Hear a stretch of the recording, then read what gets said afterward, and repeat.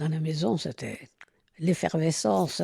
Et est-ce que vous avez, entre guillemets, choisi l'enfant que vous alliez adopter ou c'était un peu attribué Alors non, on ne choisissait pas. Je crois qu'on avait dit qu'on voulait un garçon, ou ils nous ont proposé un garçon et on a tout de suite dit oui. On ne savait pas de quel pays ça serait. Ça a été la Corée, donc c'était très bien.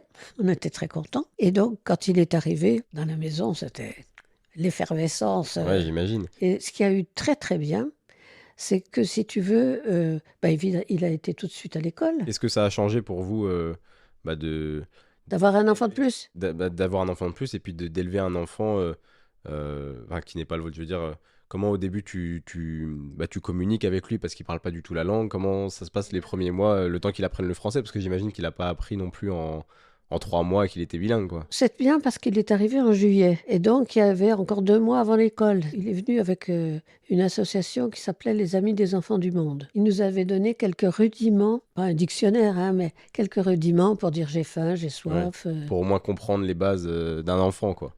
quand il disait en coréen, taigi, les fraises, ça on savait ce que c'était. Ça s'est fait petit à petit. Il y a qu'une fois où je me souviens, alors qu'il était facile, je me souviens que j'avais pas compris ce qu'il me disait.